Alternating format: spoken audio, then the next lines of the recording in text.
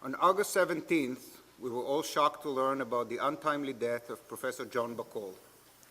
John was renowned for his far-reaching scientific achievements and his leadership in science. President Clinton awarded him the 1998 National Medal of Science, and I quote, for his fundamental contributions to areas of modern astrophysics, ranging from solar neutrino physics to the structure of the Milky Way galaxy to cosmology, and for his leadership of the astronomical community, especially his tireless advocacy of the Hubble Space Telescope. John's scientific legacy will live forever. But more important than his legacy as a scientist is his legacy as a human being. John was admired as an incredible and warm person whose sensible advice, guidance, and mentorship shaped many lives. John loved his family. He adored Neta, Safi, Dan, and Oli, and was very proud of them. In addition, he viewed all his students, postdocs, and colleagues as his extended family.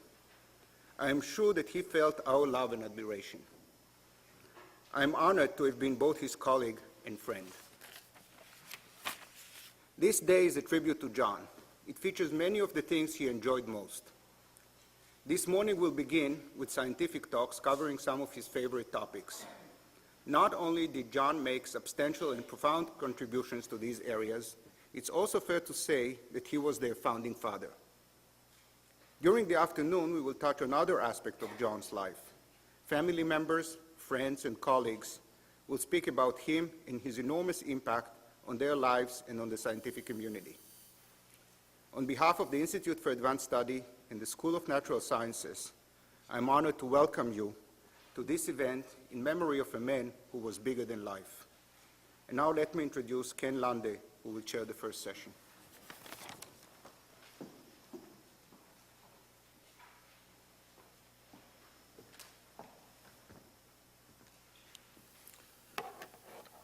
Today, as we gather to celebrate John's life, we will hear from many people he touched about his diverse interests in science, about his infectious enthusiasm for everything he did.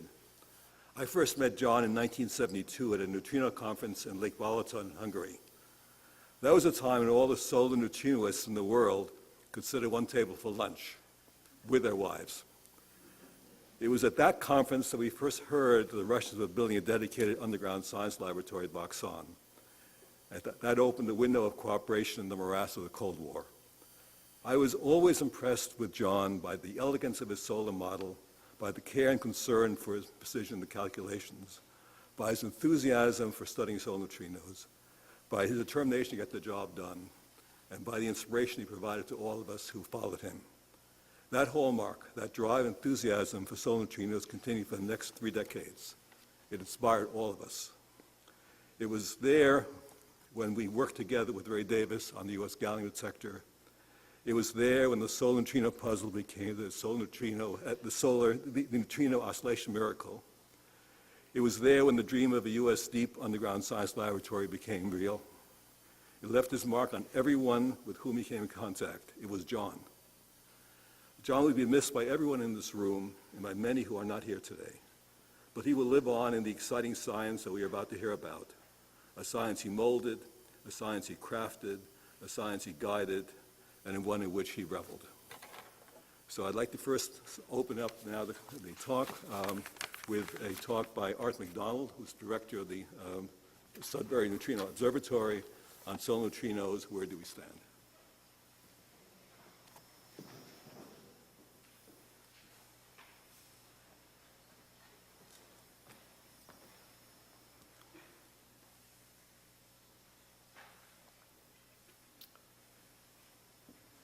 So I'm going to talk today about where we stand on solar neutrinos, and this is a situation where, in very large part, the contributions that John has made has put us in very good shape.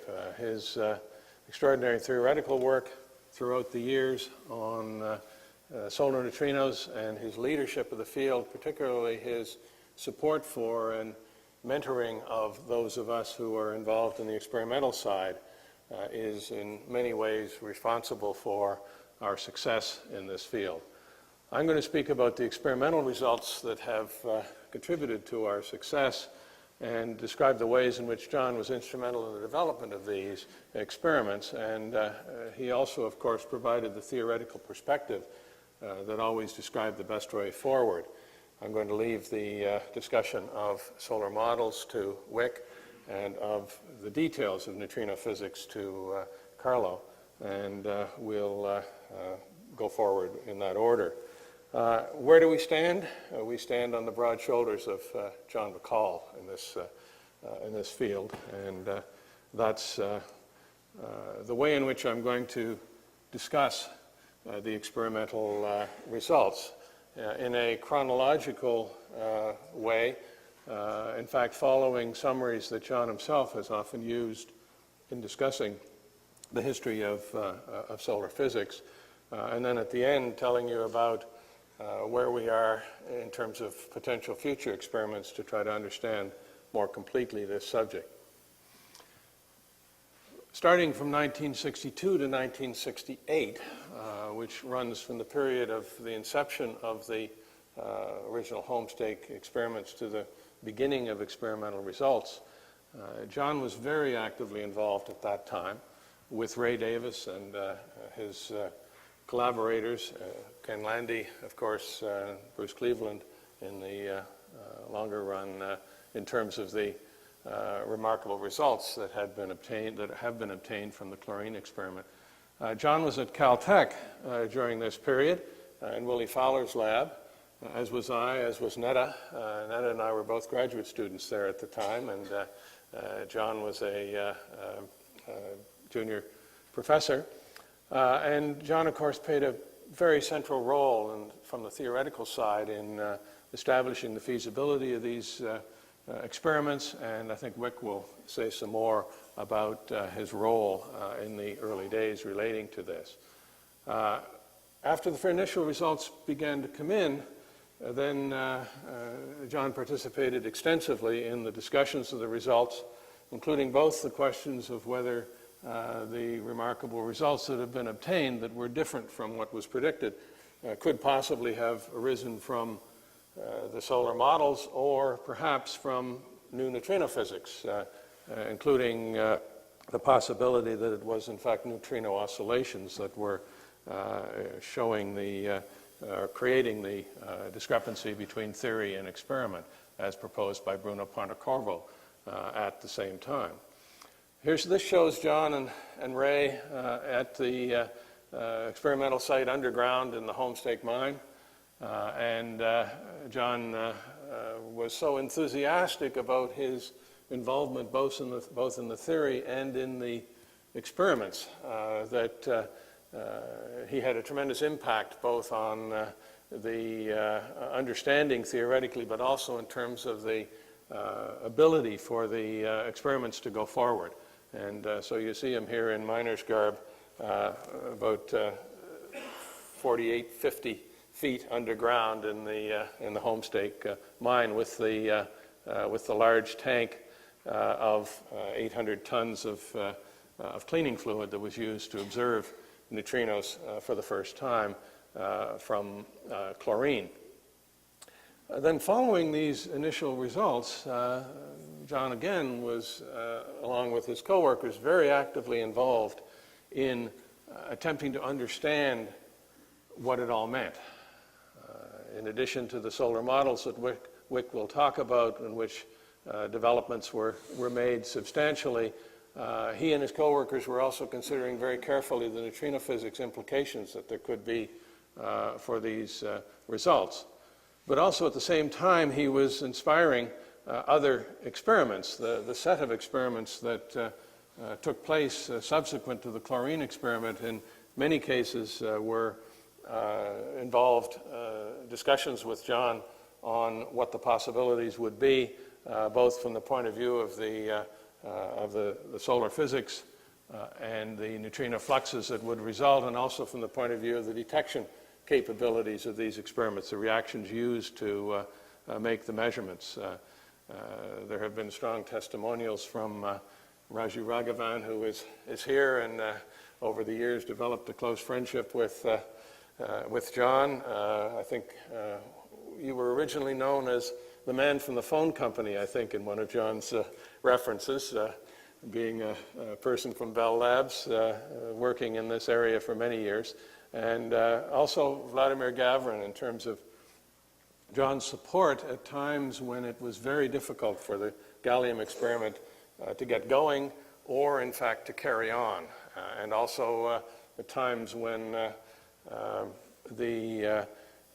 when a strong radioactive source being used for calibration had to cross borders. And John was a very influential scientist in the field, and he used that influence in very positive ways for the support of experiments at times when it was needed.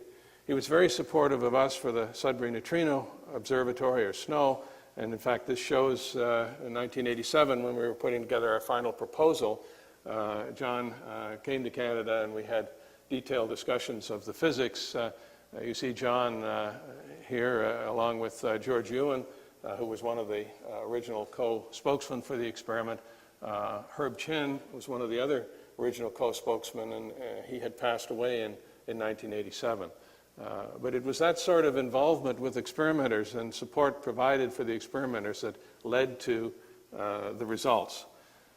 The period from during this period, up to 1986, these experiments were getting going, and the chlorine experiment was continuing to show its discrepancy. Starting in about 1987, the experiments began to see results. The solar neutrino problem became better defined, even though these experiments involving ordinary water, light water, gallium in both of these cases had different thresholds in terms of energy. There still was a discrepancy in all of these cases, which might possibly be showing, would be showing an energy dependence of the effect. An energy dependence of the effect is something that could be possibly explained by the so-called MSW effect that Carla will talk about in more detail, in which processes through interactions with electrons in the sun could produce enhanced changes of neutrino type from the type that are produced in the sun to types that would not have been detected with any at all in these experiments, and not with great sensitivity in Kamiokande. And so that could well be an explanation of the problem. In fact, John and Hans Bethe considered the experimental results in 1993 and pointed out that you simply couldn't explain what is being seen on the basis of solar physics, and there was a strong implication of new neutrino physics. But John, in his breadth of perspective, of course, was also involved in, for example, supernova 1987A, and I can still remember, I was a professor at Princeton at the time, I can remember coming here to the Institute within a day or two of that occurrence and participating in fascinating discussions in which, of course, a lot of what one might expect, particularly in terms of what one might expect from neutrinos from such an event, had been worked out, and John had it well in hand as usual, and we learned a lot simply from the discussions that went on at that point. And of course, it was quite a remarkable event in terms of the few neutrino events that had been observed by neutrino experiments confirming the understanding of this supernova event.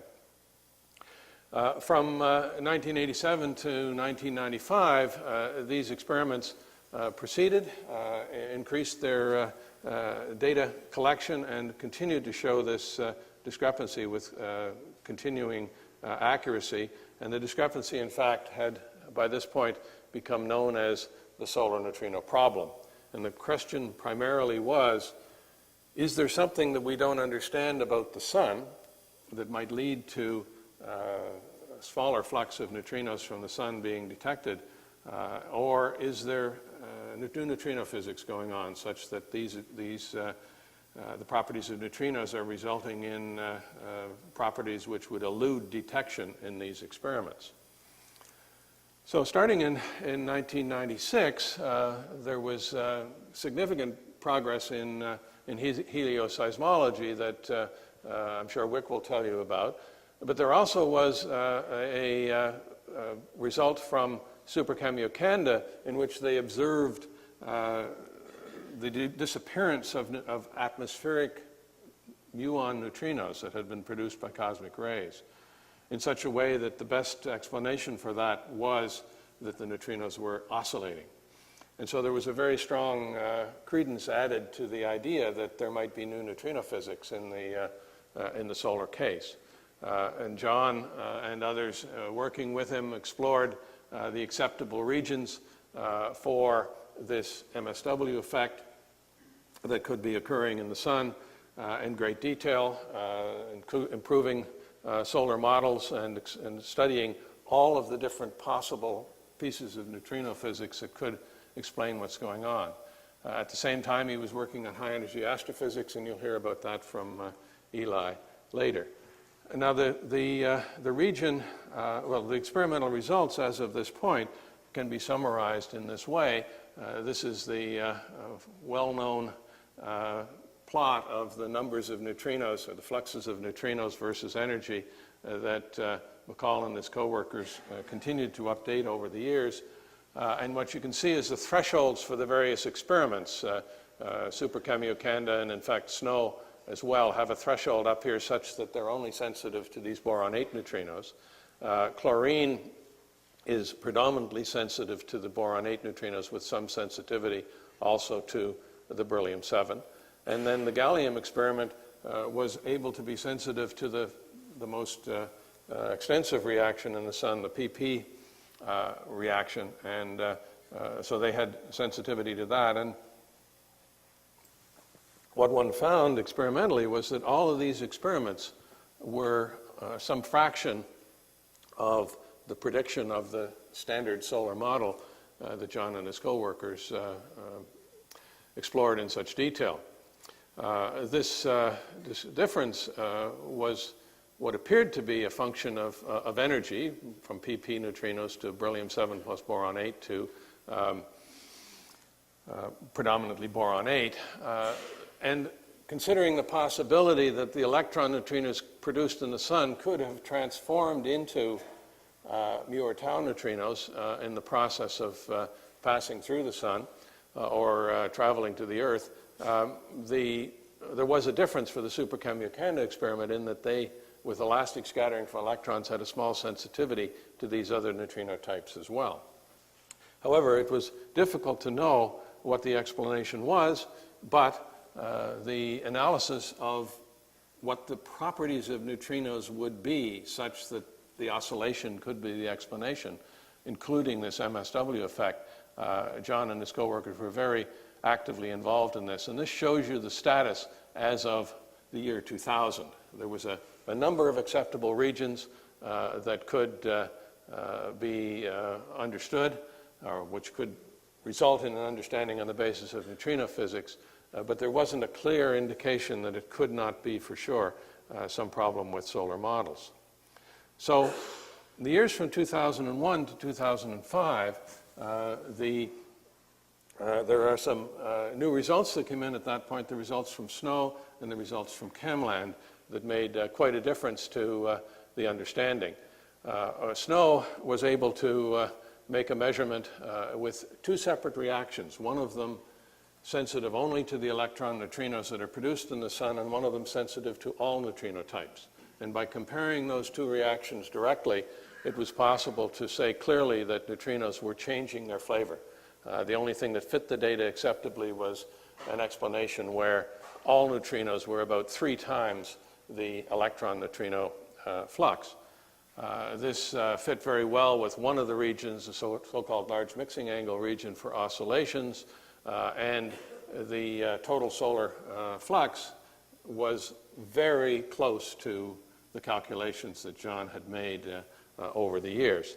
And so there was, in two separate papers with successively 3.3 sigma in combination with Super Kamiokande, and then with this comparison of two reactions, 5.3 sigma, it was clear that flavor change had occurred and total active neutrino flux equal to John's calculations. And the New York Times at that point quoted John as being ecstatic and saying, "I feel like dancing." And as you can see in his own words in this next video, he in fact was.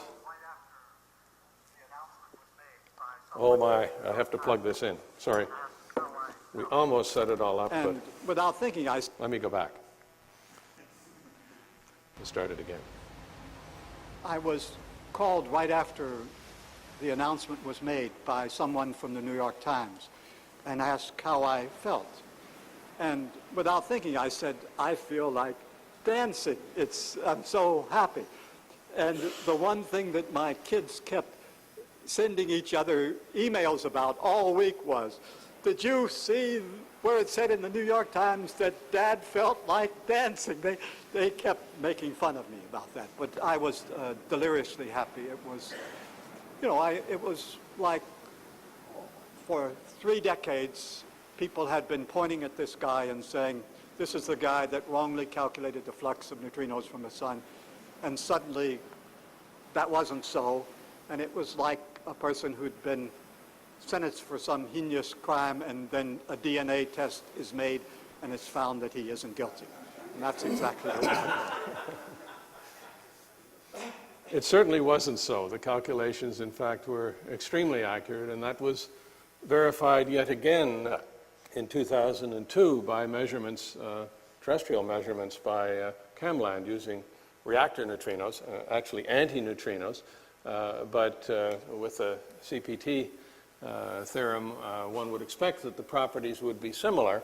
And in fact, what you see here is the acceptable region that had come about from all of the solar neutrino experiments and the overlay of the acceptable region from Camland. And in fact, it was very strong confirmation that in fact it was neutrino oscillations that were taking place. The distance from the sun to the Earth and the distance of some 200 kilometers or so from the reactor to the detector provided very strong confirmation that the physics that one was observing was similar in the two cases.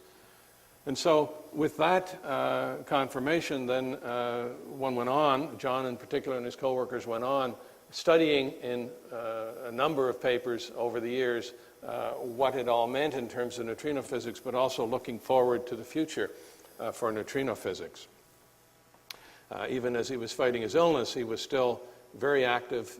This is information that I got from Carlo, and the activities that in his last year were just as vigorous as his activities in the rest of his career.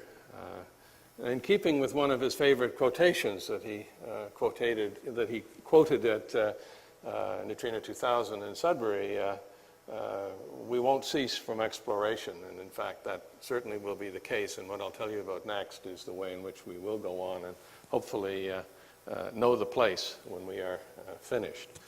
What we're dealing with is, in terms of neutrino oscillations, for 3 neutrino types, what has come to be known as the MNSP matrix for these individuals who contributed to its development. For solar and reactor neutrinos, we're studying essentially this part of the matrix. There has been very striking confirmation of flavor change in atmospheric neutrinos, and this section then is well defined as well. The future measurements will involve attempts to understand more accurately the sine theta 1,3 measurements in reactor and accelerator experiments, hopefully eventually to try to understand CP violation. And then if you consider double beta decay, these same parameters come in with a couple of more phases, which will be the objective of the next generation of double beta decay experiments. In the case of neutrinos going through the sun, you have an enhancement due to the fact that electron neutrinos can exchange a W, whereas all the neutrino types can exchange a Z. I have to be careful to say Z. I've been saying Z now for the last few years after going back to Canada. And in this case, one can produce an enhancement, and that gives you some extra physics if you're dealing with neutrinos that go through the sun.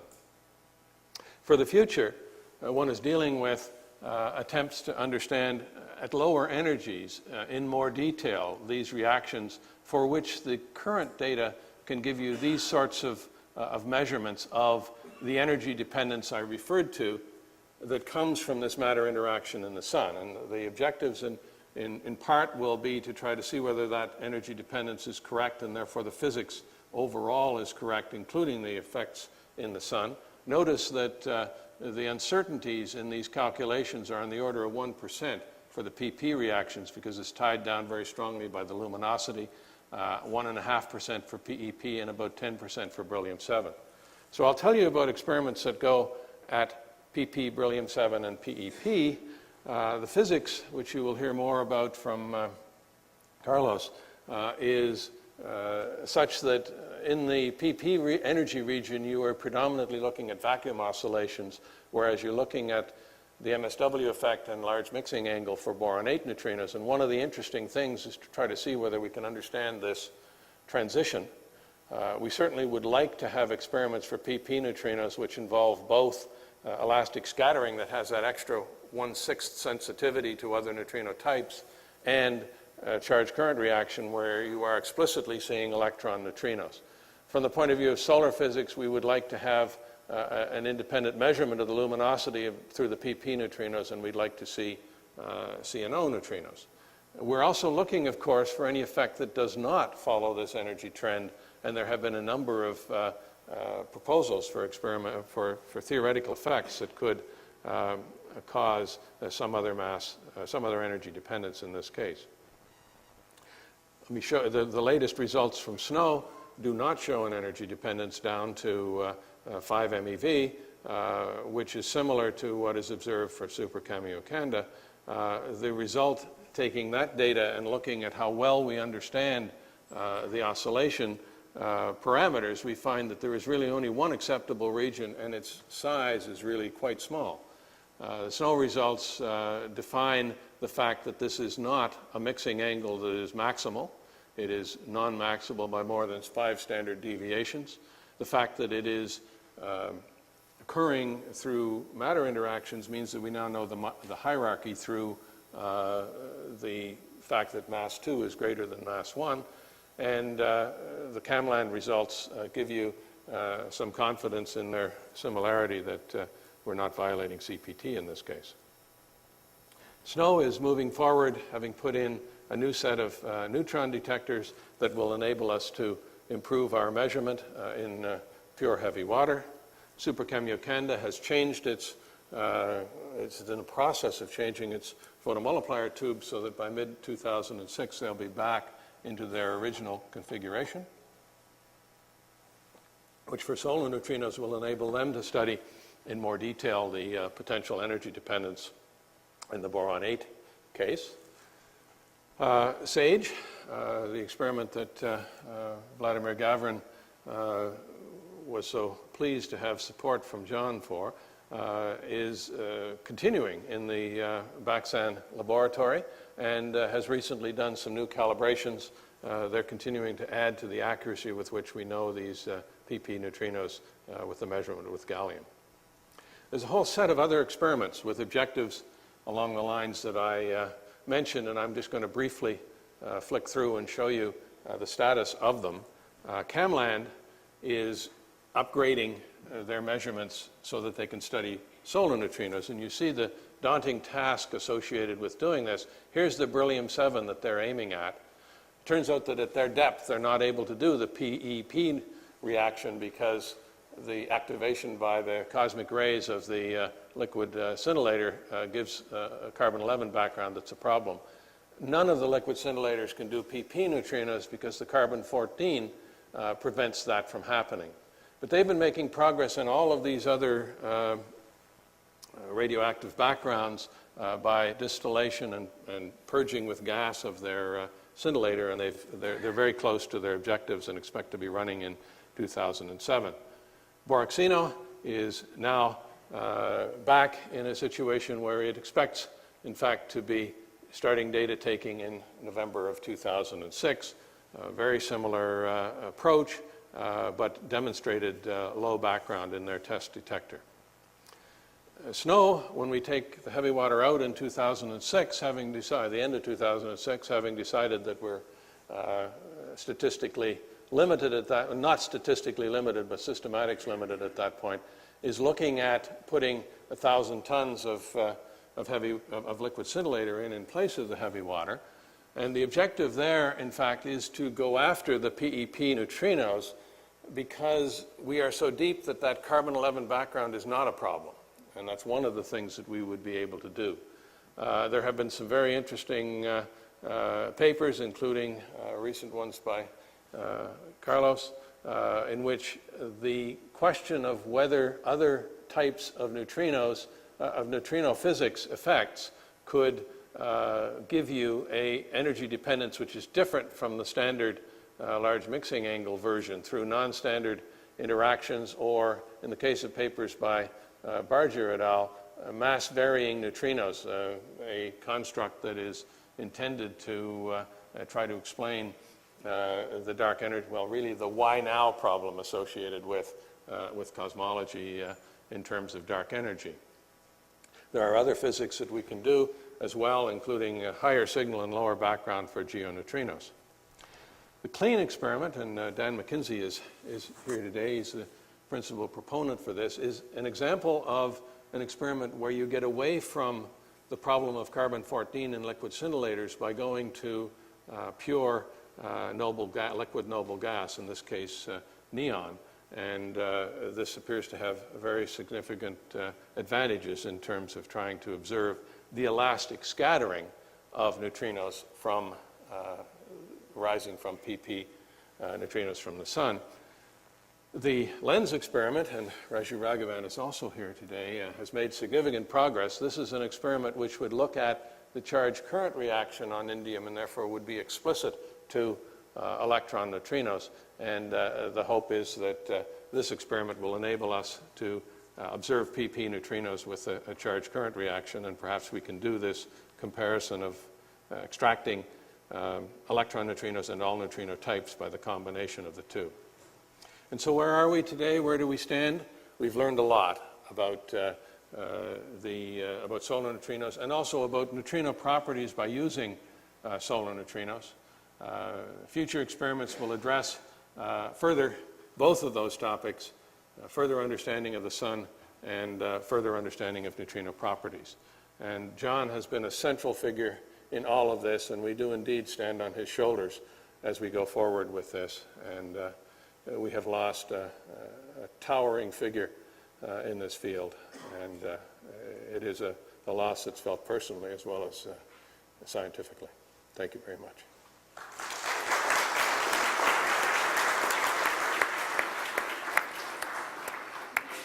Questions, please?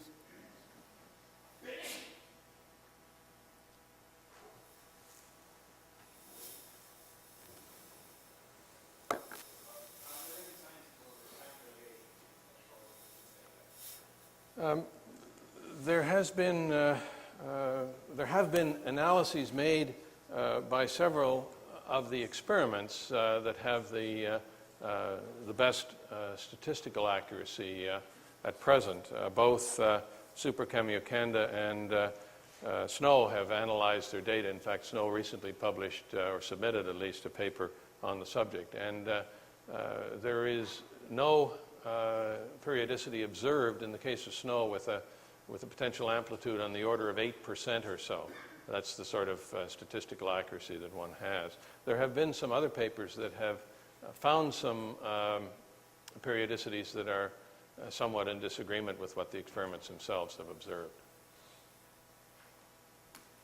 Any more questions? Well, if not, let's thank Art McDonald for a beautiful talk. And our next speaker is Wick Haxton, who will talk about solar models.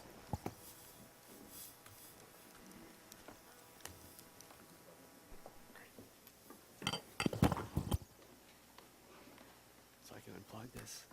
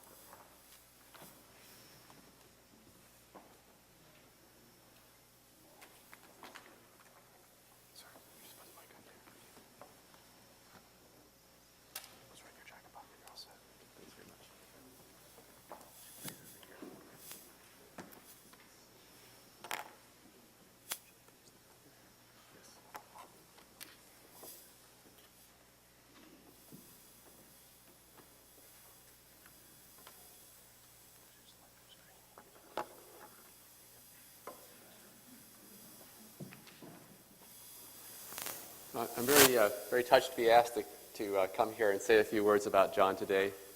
I first met John as a graduate student. I was working on a thesis in weak interactions at Stanford. He came to give a colloquium, and I wound up doing quite a part of my thesis on that, on aspects of that colloquium.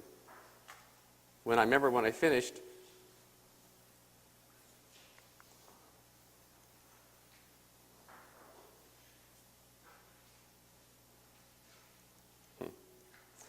When I finished my thesis, John wrote a 6-page letter telling me about a lot of the mistakes I made. I learned a great deal from it.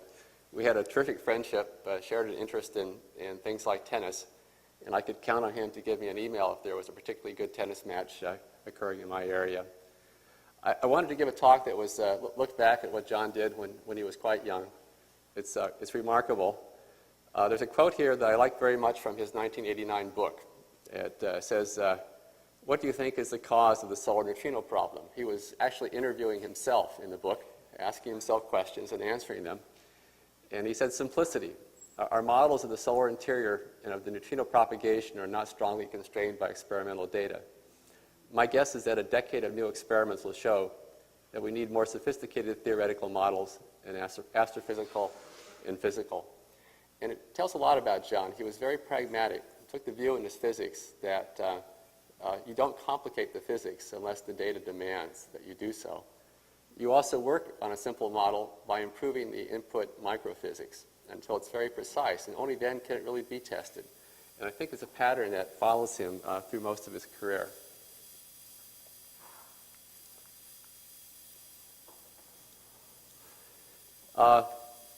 John once noted that Konopinski's book, Theory of Beta Radioactivity, was perhaps the single book that most influenced him. And he was a postdoc in Emil's group in 1961 when that book was in preparation. The notes for that book were a course that was being taught there that John sat in on. And he basically made up his own practice problems during that course, solved them, and published a number.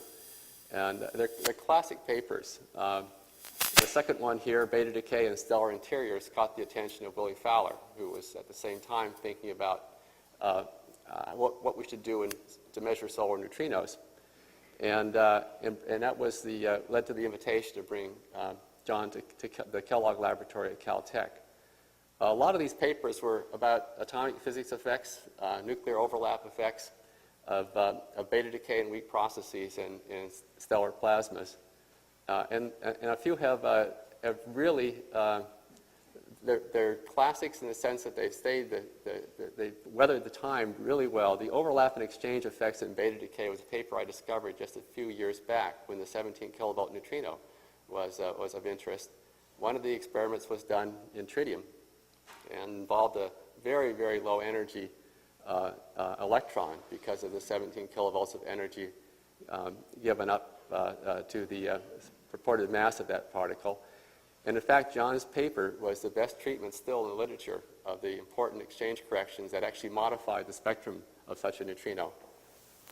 And when that paper was referenced in just an obscure paper that I wrote, John immediately wrote back and said he was really glad that somebody hadn't forgotten that paper that he'd done so many years before. Just prior to this time, something very important had come. It was the reason that Willie was so interested in getting John to Caltech. And that was a measurement by Holmgren and Johnston of the astrophysical S factor for helium-3 plus alpha. So this is the reaction that leads to the PP2 and PP3 cycles, the parts of the solar neutrino PP chain that produce higher energy neutrinos. And they found, although the data wasn't particularly good, you can see there on the lower graph that the old 59 data points were pretty uncertain. Nevertheless, this cross-section was much larger than had been anticipated and led people to believe that it's possible that even a PP3 cycle that produced the high-energy neutrinos could even have dominated the production of solar energy. The uncertainty was because we didn't have solar models at that time that really predicted the temperature well enough so that we could know the branching ratios of PP1, PP2, and PP3. But this was the genesis of a great deal of excitement that solar neutrino physics might actually be possible. Earlier, Pontecorvo and Alvarez had independently suggested a radiochemical detection of neutrinos via the chlorine-37 to argon transition. The miracle of this transition is, of course, that the argon is a noble gas. It can be extracted from very large volumes of organic liquid. And chlorine is a cheap target material. And so this was considered a very viable way of trying to see neutrinos for the first time from an astrophysical source. And Alvarez did a very serious study of the backgrounds that would be involved in such a detector. He was pretty much focused on doing a reactor experiment, and he was also persuaded that probably the neutrino had a distinct antiparticle, it's not a Majorana particle, so it didn't carry through with an experiment. But that was an experiment to test the neutrino antineutrino nature of that particle, the properties under particle-antiparticle conjugation that Ray Davis later did at Brookhaven and Savannah River. So what the home grid measurements suggested was that there would be a significant branch to the PP2 and PP3 cycles because of this large cross-section here. And both of these produced neutrinos that were detectable through the ground state transition of chlorine to argon-37. Willie Fowler's, one of his favorite sayings was that half of physics is sociology. He believed you had to bring the right people together to create the right environment to do new physics. And so consistent with that goal, he brought John to Cal State to try to get him to work with Sears and Eben, the solar modelers that were there in that group. The effort that was undertaken was really to try to take existing models of the sun and to make them much more quantitative by defining the input microphysics much, much better. So this includes quantities like the various nuclear reaction rates that would be important to the PP cycle. And solar neutrino detection would be the experimental test of the model and the quality of its microphysics. So in the summer of 1962, Willie, John, Eben, and Sears began to work on making improved predictions of neutrino fluxes, making predictions of neutrino fluxes in a detailed solar model of the sun. This is a graph that came from Ray Davis, and it shows the ups and downs of trying to plan neutrino experiments in the old days. There was a time when the temperature of the sun was so uncertain that the possibility that it burned by a CNO cycle, primarily by the CNO cycle, was open. And in that case, there would be a fairly substantial counting rate in the chlorine detector. That's what's plotted here, is chlorine detector counting rate as a function of year. And then with the bad news that it was probably the PP cycle, that the solar temperature was too low to allow the CNO cycle to proceed, the cross-section became very discouraging. And then there was this marvelous discovery of the Holmgren and Johnson large helium-3 alpha cross-section. And of course, it was not known at that point how strong a role the PP3 cycle would play in generating energy within the sun. So that was basically the task that Kellogg undertook in the next few years. And the result of that was that the PP3 chain was a relatively minor branch in the energy generation. It still led to a cross-section that was a capture rate that was large compared with what had been known before the Holmgren and Johnston measurement, but it was still a very difficult experiment. And then something important came out. John gave a talk at the Niels Bohr Institute about his work in 1963, and he had a question there from Ben Modelson about the role of excited states in the transition of chlorine to argon, argon's excited states. And John recognized two things. First, that the Fermi transition, which you know, really independent of nuclear models, should be important. It excites an analog state at 5 MeV excitation energy in the argon-37 nucleus. And second, that there was a lot of model-dependent Gamow-Teller strength, spin flip strength, that could also greatly enhance the boron-8 neutrino capture. And in fact, this proved to increase the ease of the chlorine experiment by about a factor of 20. It was crucial in getting that experiment funded. In 1964, furthermore, Bahcall and Barnes proposed calibration via calcium-37, which is the analog nucleus. When protons are changed to neutrons, chlorine-37 changes into calcium-37. This led to real fast development of the chlorine experiment. Davis and Bahcall wrote companion papers in Physical Review Letters in March 1964, arguing the feasibility and adequacy of a 100,000-gallon chlorine experiment. With Willie's encouragement, they went ahead and publicized this in the scientific community and at Brookhaven to try to gain support for the proposal. A very important thing happened at this time, and John recognized the importance of this, and that was a measurement of the decay rate of calcium-37.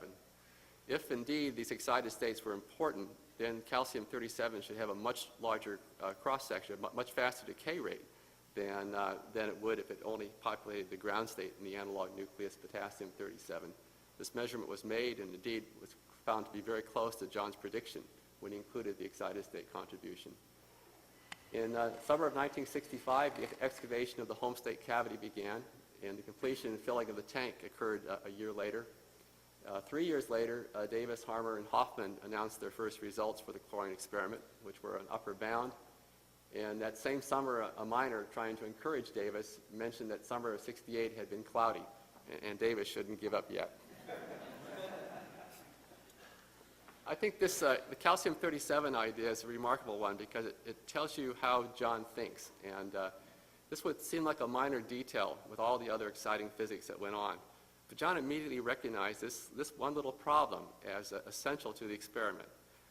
He needed an experimental argument that his analysis, his estimate of the cross-section importance of excited state cross-sections in the transition for the experiment. And he did this because he recognized that if chlorine goes to argon-37 and calcium goes to potassium-37 is the analogous weak interaction, which is protons change to neutrons.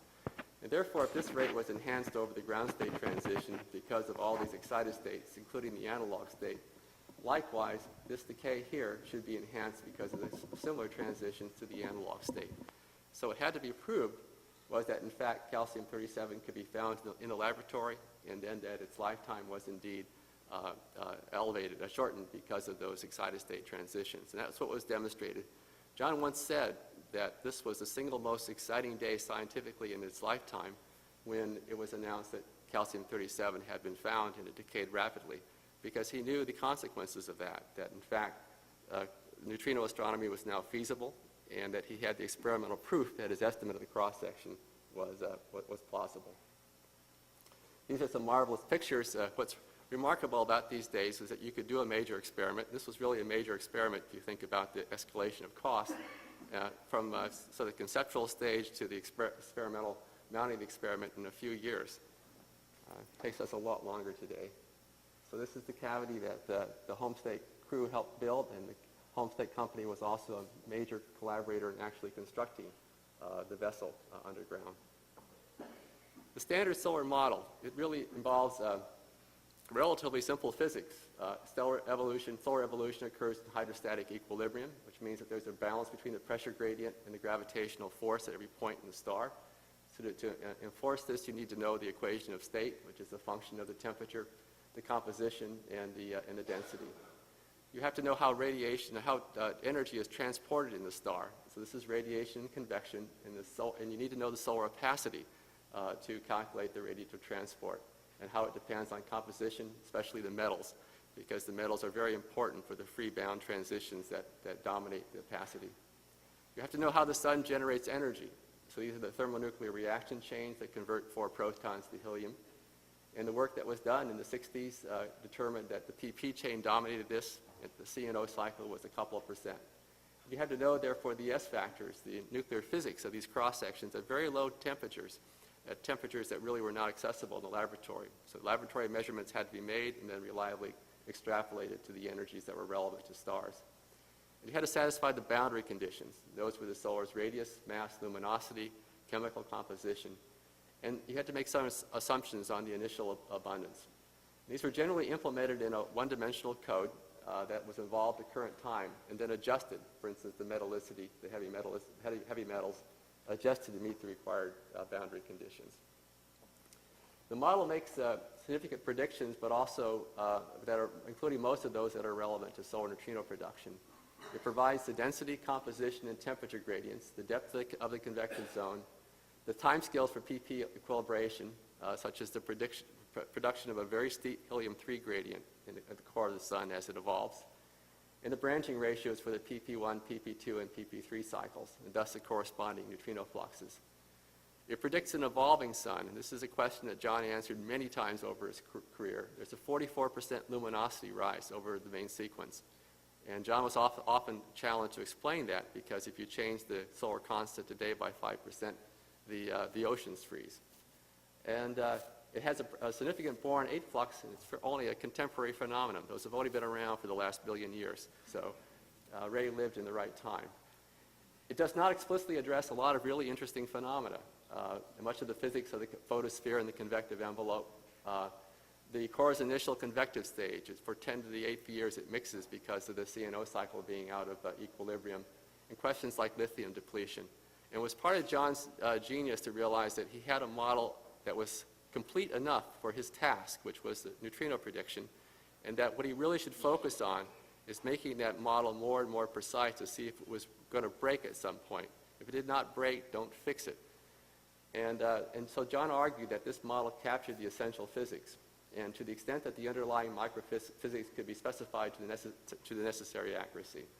And it also, when it got to the point of doing helioseismology, he also believed it was adequate for most of that. In 1963, Bahcall, Fowler, Eben, and Sears published their model. It was a model based on Eben's reaction chain that John and Willie had improved, and on Eben's opacities.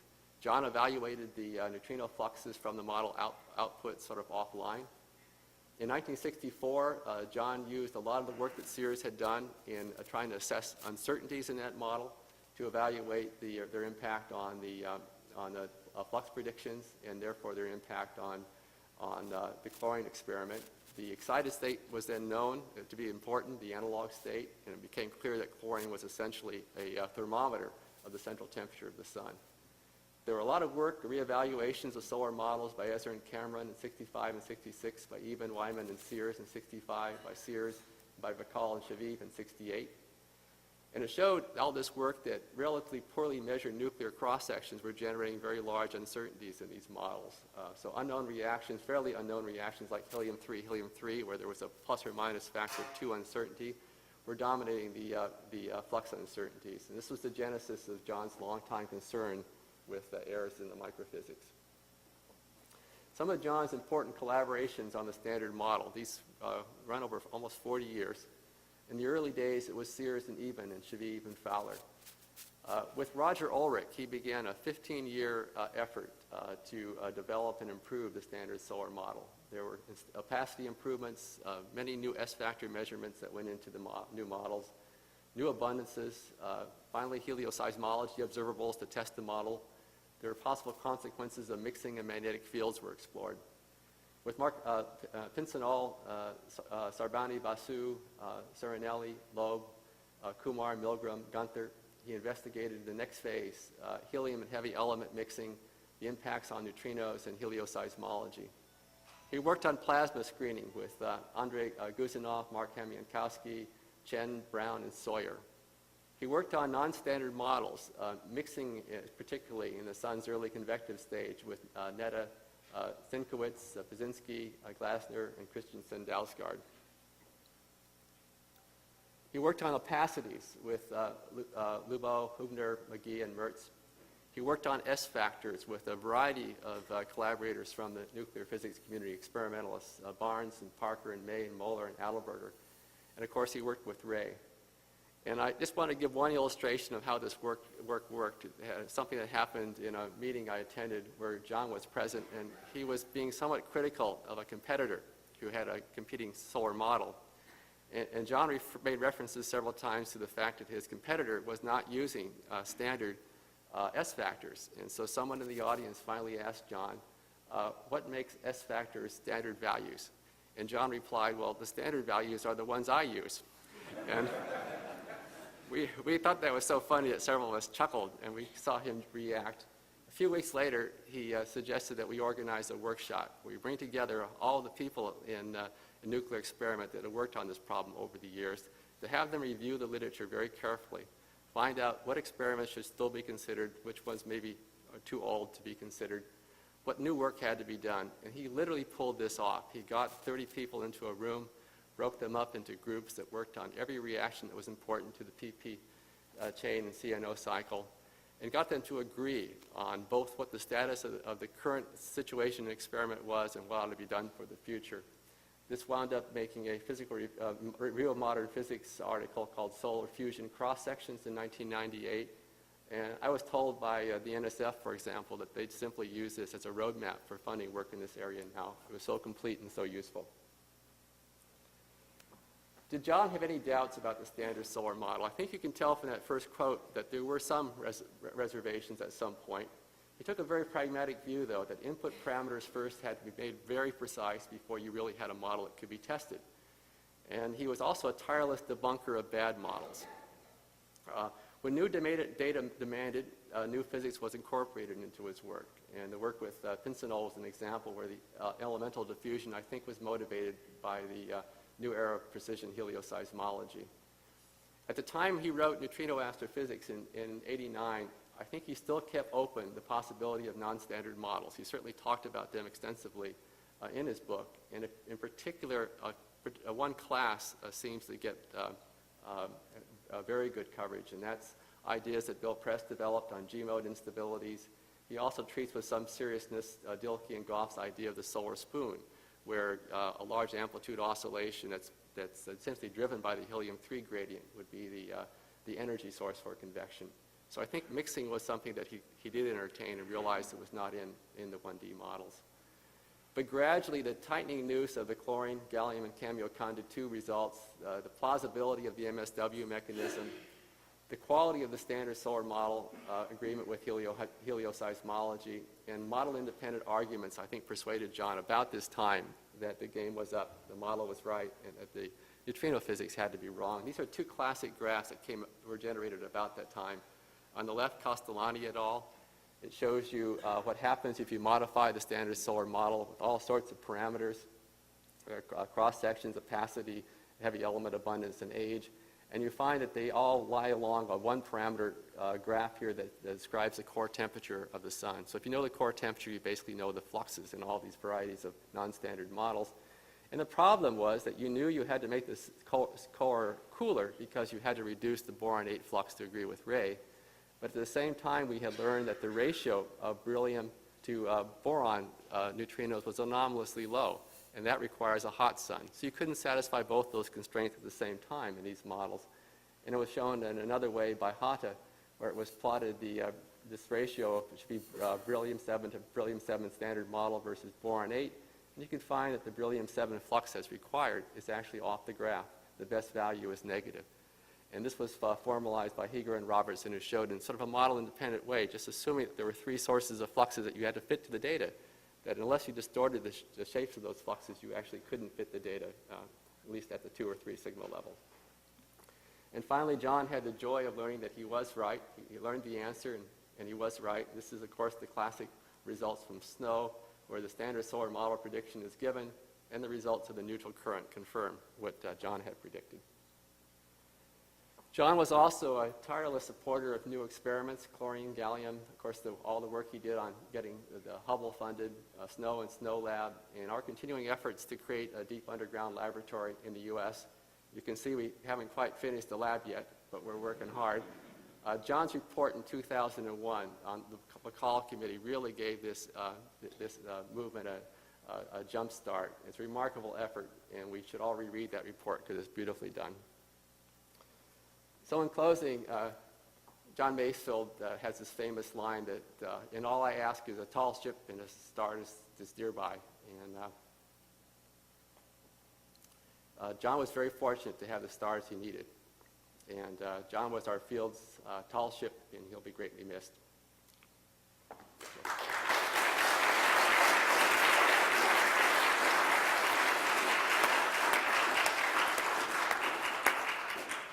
Questions and comments? Are you?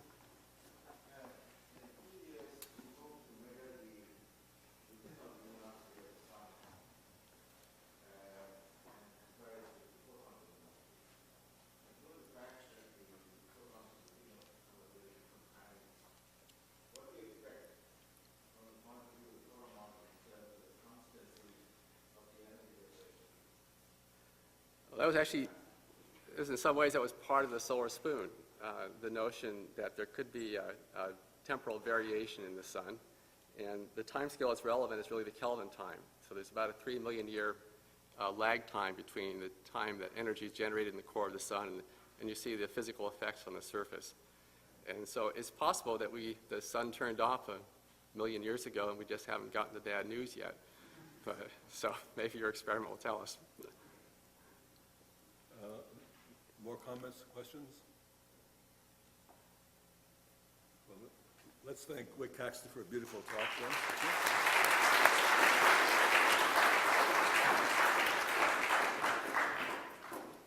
And now the third talk in this set on the sun by Carlos Pena-Garay on neutrino oscillations and new physics.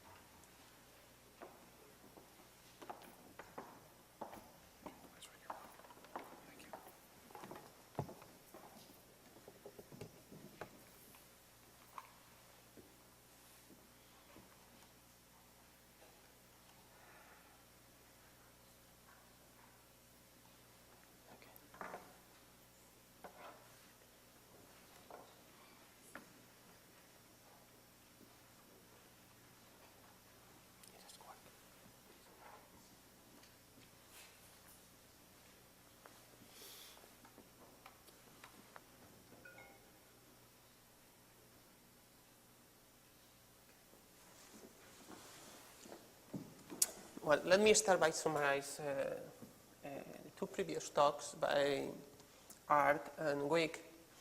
And the second most famous plot by John, where he, over the years, summarized the different experiments, chlorine, gallium, and the water and heavy water experiments. Where here, so it was the solar neutrino problem, sorry. Where here he showed the experimental result, and here the prediction where different colors account for the different, for neutrinos coming from different reactions in the sun. Wick just mentioned after the 89 book by John that around 91 is when John was certain that the solar neutrino problem was a problem for particle physics and not a solar problem. And for that, he accounted the most important reasons that he thought were relevant. And also, you know this because at this time is when he moved to serious and detailed studies of what you can infer from neutrino data on neutrino properties. So it's since 91, 92 when he started collaborating with different people around the world to get the best and most precise parameters of neutrinos from solar neutrino data. So a different way to summarize what is in this table is this plot that in some sense is novel, so I will explain it a little bit. Here I'm showing the ratio of the electron neutrinos coming from the sun compared to the ones expected by the standard solar model if there were no new physics. And as you see, all experimental results that don't give one, that should be around here. So there is a clear mistake in the scale, so in the number that they are coming. And moreover, and it has been described, there is also an energy dependence in this mistake. And this is what was named solar neutrino problem. It's novel, this kind of plot, because in some sense, well, this is the energy range for the different experiments. The water and heavy water experiments here are identified by only one data point, although there are many results over here. We are talking about around 30,000 neutrinos, and the results show that the spectrum here is flat. So we are certain that here we have to have a conversion or a disappearance of neutrinos that should be constant with energy. And this is the energy range where most of the neutrinos should come. It's about 90% of neutrinos should be in between 7 and 14 MeVs for neutrino energy. For chlorine, because it only has a threshold, so are all neutrinos above some energy, and the same for gallium. And now here is where 90% of neutrinos should be. The central value here is the average neutrino energy.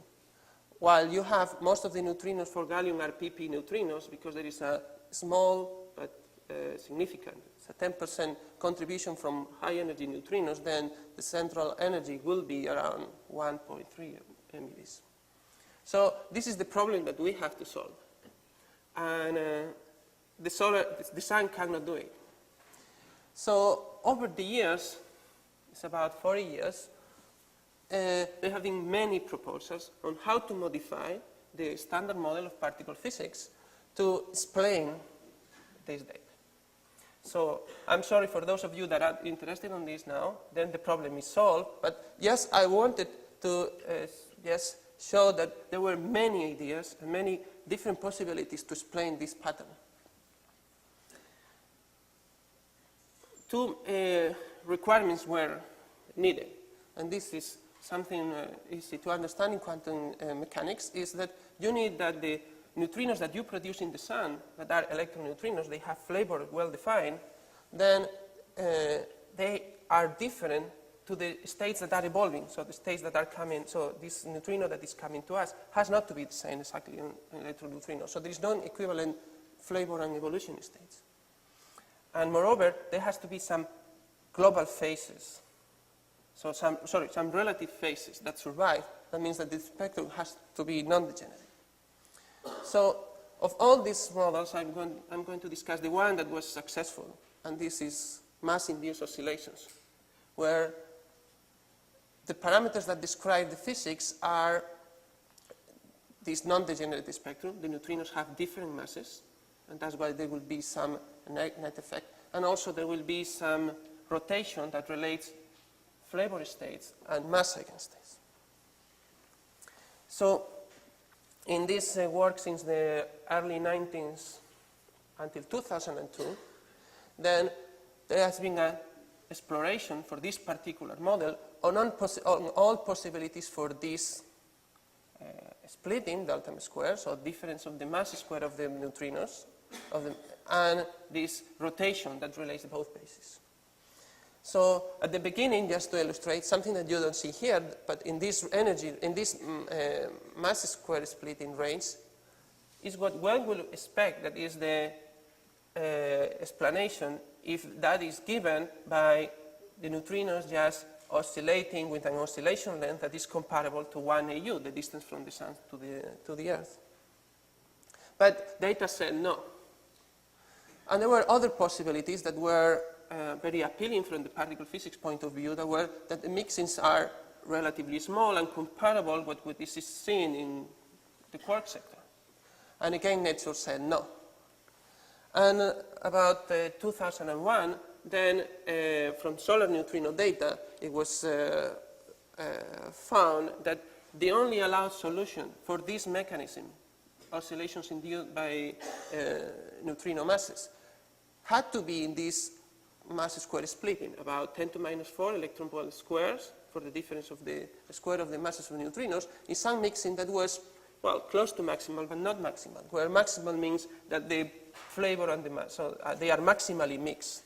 So they are 50%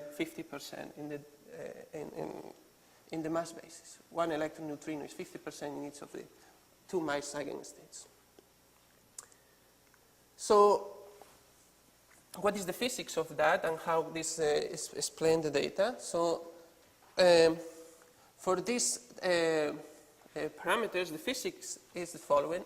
At low energies, so the most abundant neutrinos, pp neutrinos, the kinetic energy contribution excess due to the mass, that is, has to do with this delta m square over the energy of the neutrinos, that is the inverse of some length scale. So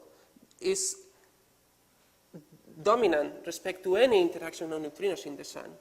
And that's why then here you have some constant energy term, because for this so small length scale, so for this small oscillation length, 10 kilometers, from the center of the sun to and from the production to detection in the Earth, it has been done so many oscillations that phases are way out. So that's why you don't see any oscillation. You only see a suppression energy independent. When you go at high energies, then the contribution, this kinetic contribution is comparable to the energy contribution from interactions of neutrinos with electrons in the sun. And then you see this transition, and at even higher energies, then the matter contribution or the interaction contribution is dominant, and again you have energy independent dependence. So this is the physics that you expect at the sun, and that's why at higher energies you found that the survival probability is small, so the number of electron neutrinos is smaller for heavy water and water detectors, while at lower energies then you see that the reduction of neutrinos is not so large. So, well, and what with these parameters can we explain from closer experiments? So closer in the sense on reactions where we produce neutrinos here in the Earth, and then we go and have detectors that are relatively close at Earth length distances, so that we can observe some of these physics. Well, so from predictions from these parameters say that if you have any big detector of big generator of neutrinos, and then you have a detector that is about 100 kilometers, then this is the right distance to observe oscillations. So that's why even that for these parameters in the sun, we don't see any oscillation for the same parameters in other circumstances. So we see this, we could see this pattern of oscillations. So there was from here a clear prediction from what solar neutrinos say, is that if you have this kind of detector, you should observe some deficit at these particular energies and some not deficit at these particular energies. And well, this experiment has been done. And this experiment shows exactly that at these particular energies there is a deficit consistent with these same parameters that the sun was predicting or saying about neutrino physics. And at higher energies you don't have. So this deficit at these particular energies compared to this non-deficit or consistent with calculations is what has shown as the remarkable success of solar neutrinos being also showing the physics at reactor antineutrinos. So where here you see this is the prediction, and again this is what data is. So the two things together say that this is the present knowledge of where this difference in the mass squares of the neutrinos is. It's about 8 10 to the minus 4 electron volt square, 8 10 to the minus 5, sorry, electron volt square. And with a mixing that, as Art emphasized, is not maximal, but is relatively large. So, setting another way, in a different way, so for these parameters, what both experiments, solar neutrino experiments and reactor antineutrino experiments say is that the conversion should be about here. So for a particular energy now we have roughly 10-20% prediction of what is the conversion of electron neutrinos. For solar neutrinos we have tested this part, and this is not tested yet. And that's what is focusing for next future. Well, we had a problem. Part of the neutrinos were not in the detector, so where were they? So now we know that they are in other flavors. So the electron neutrinos produced in the sun have been converted in a different type of neutrinos. Those neutrinos are indistinguishable in solar neutrinos experiments. So we don't know exactly if, from solar neutrinos, if the electron neutrinos went into mu neutrinos or tau neutrinos. But what we know and we learn is that they don't go in other type. So they have to go into nu mu or nu tau. There is a simple way to understand why was that, and that was proposed by John. So, well, let's see that because we have this Kaplan experiment, and this Kaplan experiment is telling me how the conversion is. So let's forget about solar neutrino experiments for the moment, and let's say, well, this reactor antineutrino experiment is telling me how the conversion should be. I know the parameters to explain what the physics of conversion is, so I know how the conversion should be in any circumstance. With this conversion and the measurement of is no charge current, that is the amount of electron neutrinos coming from the sun that we observe, we can infer how many are produced, because we know the conversion from terrestrial physics, and we know the number that arrive to us, then we have the total produced. But also SNO has measured the total number of neutrinos coming in all different flavors. So comparing both of them, we see if they match, then everything is understood. And if they don't match, something is left. So that's the present understanding of this, that this is, we are certain about this statement at the level of 8%. So at least we are certain that 92% of the electron neutrinos coming from the sun, we know where they are now. Well, as also was mentioned in previous two talks, there are more experiments that have searched for the properties of massive neutrinos. And we don't only know that the neutrinos, the solar neutrinos oscillate, change flavor. Also, neutrinos produced in the atmosphere by the interactions of cosmic rays with our atmosphere produce neutrinos, and these neutrinos also change flavor, but with a splitting in masses that is different from the one from solar neutrinos. Well, that's not a big problem because we have 3 neutrinos. We know that there are 3 flavors, so we have 3 mass eigenstates. So in principle, we have more than one splitting, and that is the present and current understanding that in particle physics we have, in principle, at least 2 massive neutrinos. So all experiments are consistent, and all the experiments say that the standard model has been slightly modified, or now we have a new term that has to be added, that is the neutrino mass, and we have a matrix that relates these flavor states with the mass eigenstates. What is mysterious, and we still don't know, is where this matrix is coming from. So what is this flavor pattern in the lepton sector? And what's mysterious is, as well, is why the flavor pattern is different than the one in the quartz sector. As you can check, the numbers observed in the relation between mass and flavor states in the quartz sector and in the lepton sector, they are different, and we still don't understand why. Well, at this point, most people will just stop and say, well, John was successful, so he was right over 40 years. Why to continue? So that means it's done. And that was not quite his attitude and his way of thinking. And what he's saying, or he said in 2002, it was because he was thinking on what to do in the next 10 or 15 years. And I'm going to argue in the next 2 or 3 minutes left is why he said this in 2002.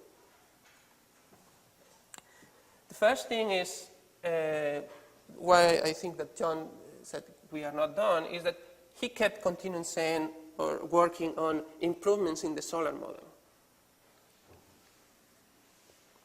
Instead, in the 80s, study of 1,000 solar models, he moved with Aldo Serenelli and Salvani Basu to a study of 10,000 solar models.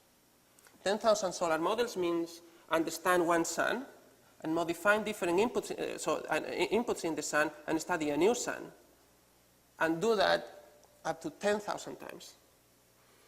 With that, you understand all your outputs, all your neutrino fluxes, and all the physics that you can extract from the sun as a function of the inputs that you know with some uncertainty. In particular here, I'm plotting one of the results, one of the figures from this paper that you can find outdoor, where you see the results in this histogram for PP, beryllium neutrinos, and boron neutrinos, and how they perfectly fit in this case to a Gaussian distribution, or very well. And where from that you get the central value and also the uncertainties in those fluxes. Those are the most important fluxes, the ones that contribute more to the solar neutrino data. And well, you can grab some of his idea for future here. So this is the present uncertainty of snow neutral current, so the measurement of the boron neutrinos from snow. And as you see now, this is 1 sigma compared to the whole distribution, but they are coming to be more precise than the predictions from the sun. And that means that we can go to these 10,000 models and say, well, part of this uncertainty in your parameters in the sun can be now excluded by neutrino data. Also, he was very interested in showing explicitly how well related are PP and PEP, how are PP and PEP, and here you see how the correlation is almost perfect, and that means that measuring PP neutrinos and measuring PEP neutrinos is connected, so it's a well-defined prediction from the standard solar models. So John was very excited about this work. And for those of you that were close the last several months, he was talking about it all the time. And it was something more hidden. He's not just writing this paper and say, oh, I'm happy. It's because with these 10,000 models, then you can go and, well, from neutrino data, not only determine fluxes, but compare to those predictions and use the sun to test solar physics. And that was what is going to come, his legacy in the next 10 or 15 years. So several neutrino physicists working on how to learn solar physics from neutrino data. Thank you.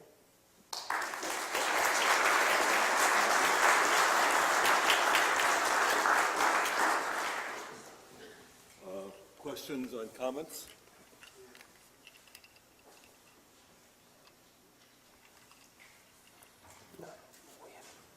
Well, let's thank the speaker again.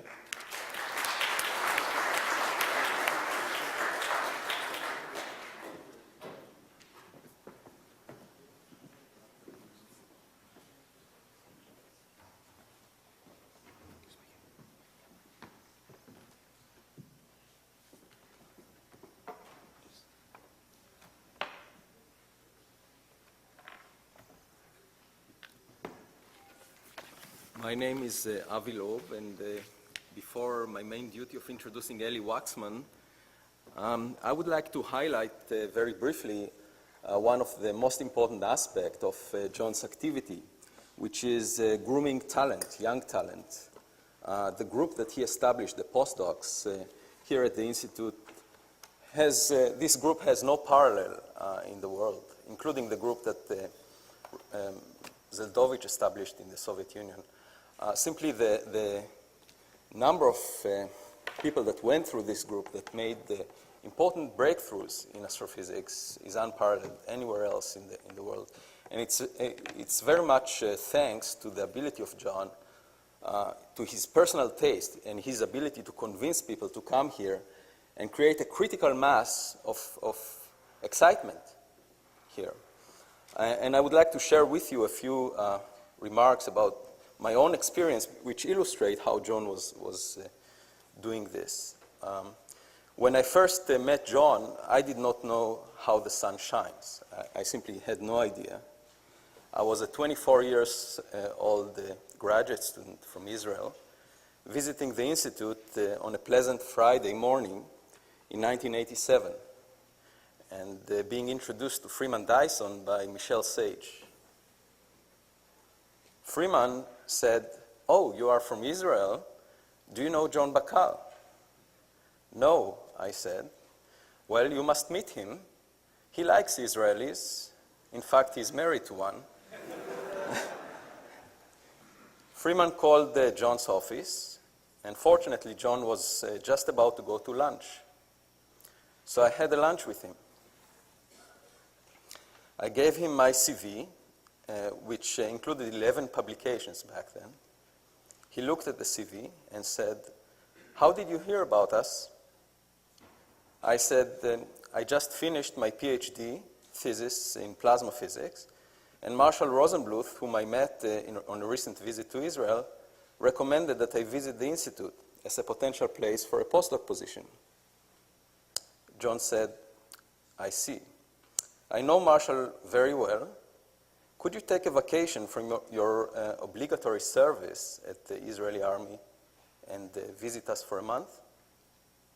I later found out that in the meantime, John called Marshall to ask him about me. He also called Yuval Nieman, the most influential Israeli scientist at the time. Yuval called my PhD advisor and asked about me. After a month-long visit to the Institute, John invited me to his office.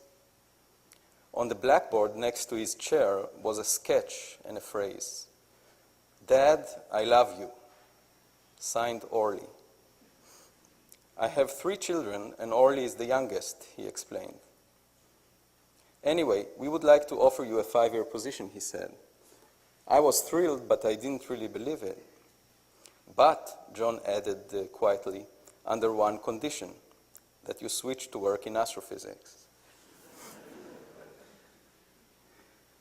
I do not think that I would have taken such a risk on a 5-year postdoc today. John was a unique risk taker, and I must tell you, with many more papers on my CV, the astronomy department at Harvard is grateful for his guts. As far as I'm concerned, John was the most influential matchmaker in my life. He introduced me to astrophysics, with which I had the longest lasting love relationship in my life. I met my wife only later. That's why astrophysics is the longest relationship.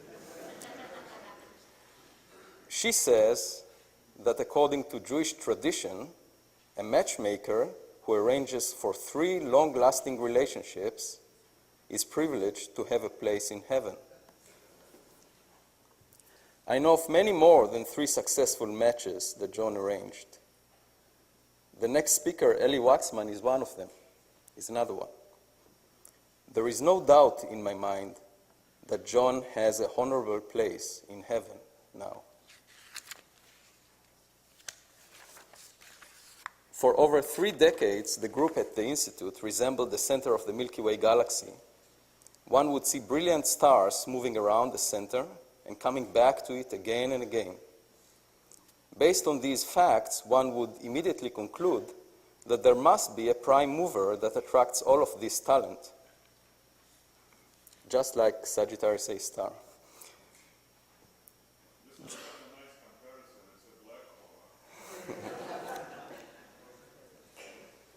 John had an exceptional taste in grooming talent. Faculty hires in all major universities were based on his initial selection over the past 3 decades. I find it remarkable that John was able to combine fundamental research in the frontier of particle physics with the most basic astronomical research involving the nearest star to us, the Sun. His research, just like his personal taste in postdocs, was very often accurate. For me personally, John was like his favorite topic of study, the sun. I expect the sun to shine every day, every morning, and so I expected John to be in his office every day. It is painful to realize that John, just like the sun, has a finite lifespan. Nevertheless, his contributions to astronomy and physics will last forever. Eli.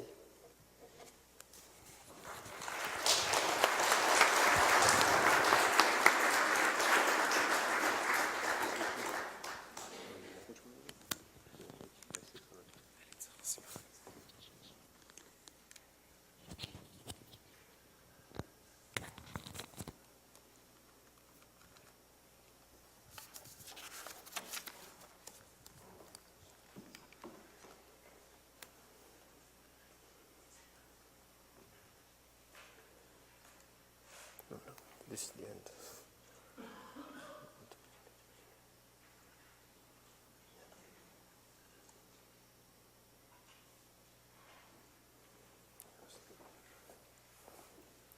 Where's the pointer?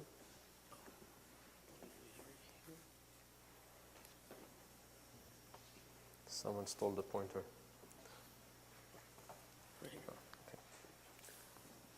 Okay, so as Avi said, John was a close friend to Israeli physics and astrophysics, and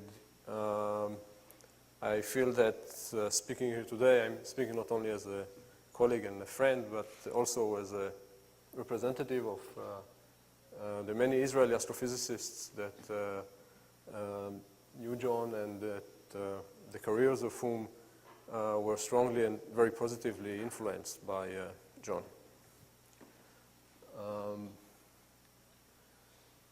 The previous speakers described the great success of the solar neutrino research. The detection of MEV neutrinos from the sun provided us not only with a direct probe of the physics of stellar evolution, but also provided information on the basic properties of neutrinos. In the last few years, John became interested in a different type of neutrino astronomy, astronomy of high-energy neutrinos. There are several efforts worldwide to construct detectors for high-energy TeV and above energy neutrinos. The main driver behind this effort, and I think the main reason why John became interested in it, is the fact that he saw it as an opportunity to extend the horizon of neutrino astronomy to extragalactic scales. It seems unfeasible to construct detectors of MEV neutrinos that would allow us to see sources beyond our local neighborhood, beyond our galaxy. And going to high energy gives you two advantages. One, it is possible to think of constructing very large detectors, gigaton detectors, instead of the small 10 kiloton detectors that Art was discussing. And the cross-section for the neutrino interactions increases so that it is easier to detect them, and this gives you some hope to see sources which are much farther away. The second driver is the fact that these type of experiments are going to probe sources which are very different than the sources of MEV neutrinos. MEV neutrinos are produced by thermonuclear interactions in stars. The high-energy neutrinos are expected to be produced in astrophysical sources which are capable of accelerating particles to very high energies, and presumably in these sources, neutrinos will be produced in a manner which is similar to that in which they are produced in terrestrial accelerators by interaction of these very high-energy particles with background or with target radiation and matter. And finally, in analogy with the solar neutrino case, we hope that detecting such neutrinos from extragalactic sources would tell us some new things about the basic properties of neutrinos that we cannot learn otherwise. Okay. Since the main target of such detectors is going to be extragalactic sources of high-energy particles, these cosmic accelerators, let me briefly discuss what we know about these sources. So first and most important, we know that they exist. This is a big advantage if we want to detect them. So we see very high-energy particles coming from outer space. The cosmic ray spectrum extends out to 10 to the 20 electron volts and perhaps even beyond that energy. And above 10 to the 19 electron volts, we see that the flux is, the intensity is fairly isotropic. and we are almost certain that they come from extragalactic sources. It is also quite likely that the primary particles are light nuclei, most likely protons. Okay. Unfortunately, or fortunately, this depends on your point of view, this is almost everything that we know. So instead of just stopping here, we'll tell you what we don't know, which is actually more interesting. The first open questions are related to the acceleration mechanism and to the sources themselves. Cosmic rays are expected to be produced in astrophysical sources by letting charged particles go down potential, electromagnetic potential drops, which are generated by the motion of magnetized plasma. And it is quite straightforward to show that a source capable of, let's say, accelerating a proton to 10 to the 20 electron volts in this way must produce energy at a rate which exceeds the rate at which the sun produces energy by at least 12 orders of magnitude. There's some larger than unity prefactor here, which depends on the characteristic velocity of the motion of the plasma in the source. Gamma is the Lorentz factor associated with this motion. Now, this is an extremely stringent requirement. There are not many sources in the universe that can satisfy it. And in fact, there are only two classes of sources that may possibly be candidates for being such accelerators. The brightest steady sources are active galactic nuclei, and the brightest transient sources, which are gamma ray bursts. These are the only two types of objects that might possibly lead to the production of such high energy particles. The problem is that our understanding of these sources is very limited. Although these two objects are very different in nature, we think that there are many similarities in the engines that drive them. And this is a cartoon of what we think is going on. So in both cases, we believe that the energy source is mass accretion onto a black hole, and somehow the energy which is released here is harnessed to drive relativistic outflows of jetted-like plasma. And we believe that particles are accelerated in these jets. This is a nice picture, but it is, as you can see, an artist conception, and not a very talented artist either. We don't understand the process of particle acceleration in detail, but we also don't understand many other things here. We don't understand the process by which the energy is extracted from the black hole.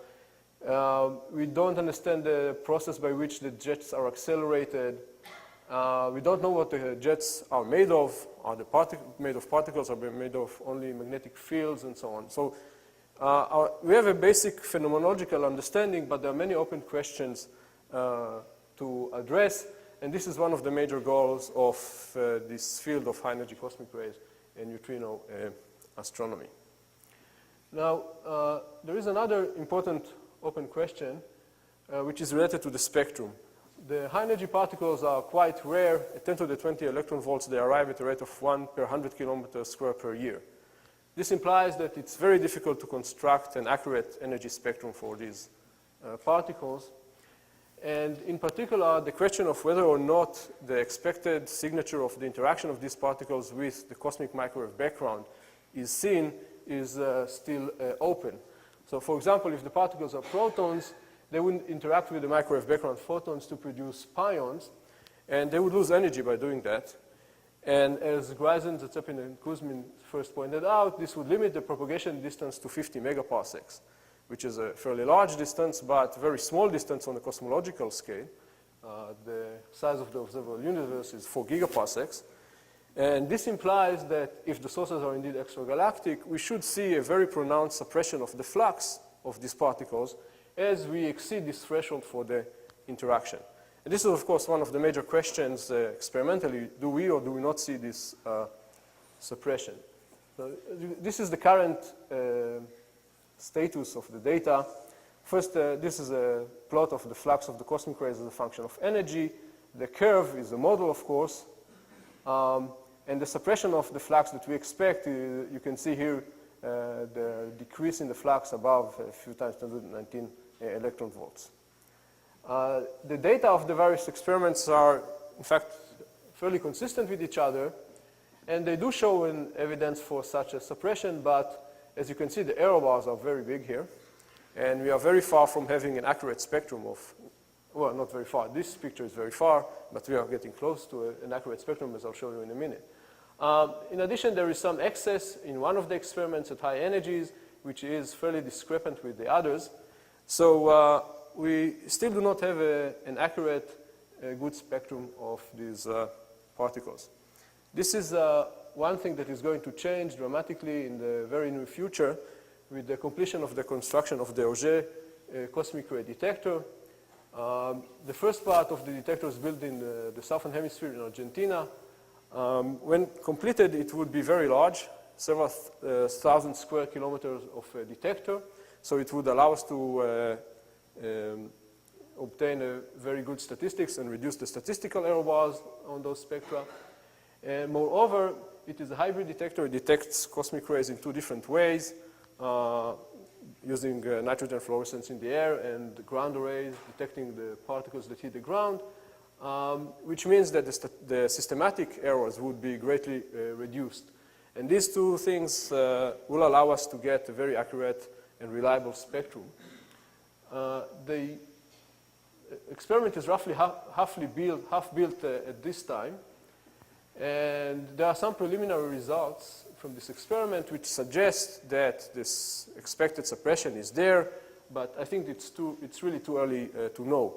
In the coming 1-2 years, I think the situation would improve dramatically, and we would have a better handle on the spectrum, on the nature of these particles, and hopefully, if the statistics is good enough, we might start seeing sources on the sky. So this is going to advance very rapidly in the near future. My last email exchange with John was actually about this experiment. John was very excited about Auger, and these preliminary results became available in last July. And John immediately wrote me, well, what are you going to do about this?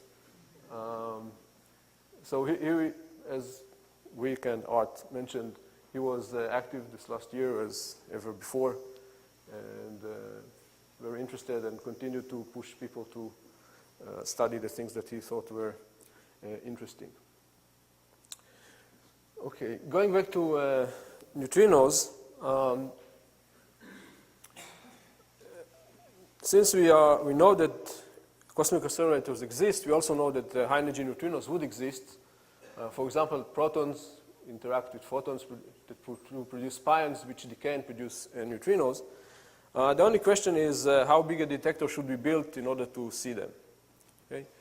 And discussing these cosmic rays and cosmic ray detectors, it occurred to us that using the cosmic ray data, we can actually set an upper limit to this neutrino flux from extragalactic cosmic accelerators.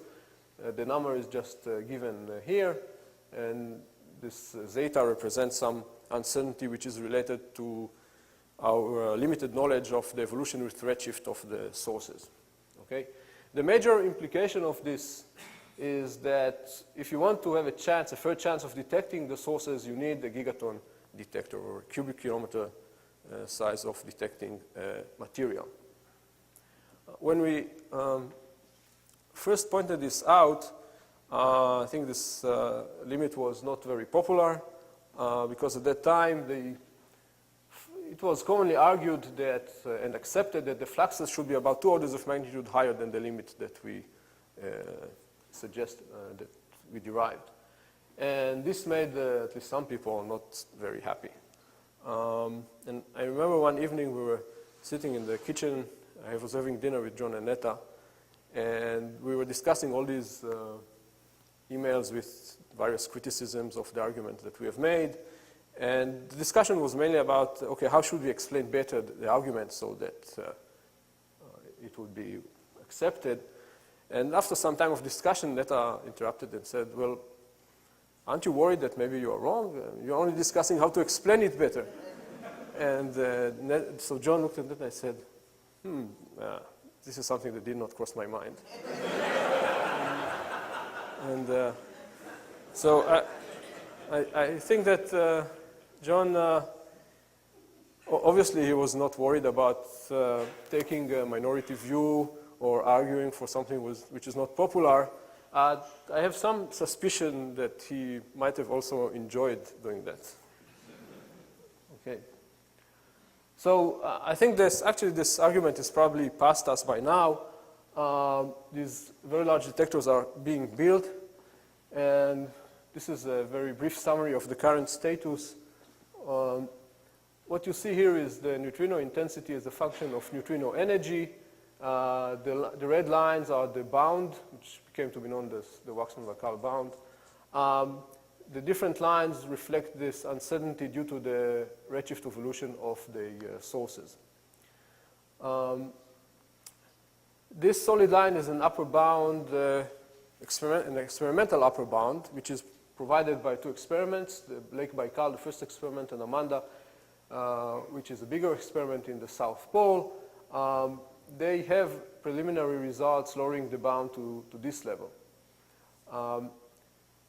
This dashed line represents the sensitivity that you may achieve with a 0.1 gigaton detector after a few years of operation. Amanda is such a detector, so in a couple of years it would get down to this interesting regime below the bound. However, if you want to really be successful, I think you must build a much bigger detector, and such a detector, the expansion of Amanda to IceCube is now underway. This would be a full cubic kilometer detector, a gigaton detector, and it would reach well below the bound and hopefully would get to see sources. These detectors, which are optical Cherenkov detectors, would allow to detect sources in the energy range that you see here, up to, let's say, 10 to the 17 electron volts. When you go to still higher energies, you need much bigger detectors, and this would probably not be achieved by this optical Cherenkov technique. In that regime, the best bet is probably to use radio Cherenkov, coherent radio Cherenkov detectors. The upper bound here, this is again an experimental upper bound. This is from cosmic ray showers, neutrino cosmic ray showers that would have been produced in the moon and could be observed by radio waves on Earth. And Anita, which is a balloon radio experiment in the South Pole, which is approved, would use this technique to lower the bound that we have up to this level. Now, at the highest energies here, we are guaranteed to have neutrinos at a flux close to the bound. This is the flux that is produced by the interaction of the cosmic rays with the microwave background, which must be there. And so these radio detectors should be able to detect these neutrinos. In addition to the detectors that I've mentioned, there are other efforts. In the Mediterranean, there are several efforts to construct cubic kilometer detectors. And the Auger experiment, which I've mentioned, might also be capable of detecting tau neutrinos. And there are plans to build a large air shower detector in space. It's called USO. Okay. Let me show you just some pictures of Amanda and IceCube, which are real. I forgot to mention that, for example, IceCube is expected to detect flux that we expect to detect from these GRB sources if it reaches this sensitivity. So the pictures, so Amanda is a real detector operating in the South Pole. The idea is fairly simple. You put light detectors, photomultipliers, deep in the ice, and if you have a muon that goes through the detector, you detect the Cherenkov light that it emits, and if the muon comes from below, it must have been produced by neutrino interaction in the ice. This is a schematic description of the IceCube detector, which, as I mentioned, is currently being built. So Amanda is 0.1 gigaton. It is being expanded to full 1 gigaton detector. And this is how a muon neutrino would appear in the IceCube detector. Okay? This is an illustration of the Mediterranean effort. Antares is an experiment which is currently being built. This is a French experiment. You see it looks much nicer. The only drawback is it is an artist conception. It's not real. But hopefully it would get built in the coming 2 to 3 years, and we have a 0.1 cubic kilometer detector in the Mediterranean. And there is already a European consortium for the construction of a full cubic kilometer detector in the Mediterranean Sea, assuming that this detector is successful technologically. Okay. So I think the prospects for this field are very promising. We have lots of open questions that I've tried to indicate. We have new detectors which are operating and being built, and they guarantee that we will have a very rapid evolution of our understanding of these open questions. And finally, there is a fair chance that we will get new information on basic neutrino properties. In particular, we expect tau neutrinos to appear in the detectors due to muon to tau neutrino oscillations, and we can test breaking of Lorentz invariance and Wick equivalence principle to accuracies which are many orders of magnitude better than available today if these high energy neutrinos are detected. John was very enthusiastic, I think, about the prospects of this field. And it is unfortunate that his leadership and his contribution to this field would stop now. He was a member of the IceCube collaboration, and I think we will all feel John's leadership missing in this field in the coming few years. Thank you.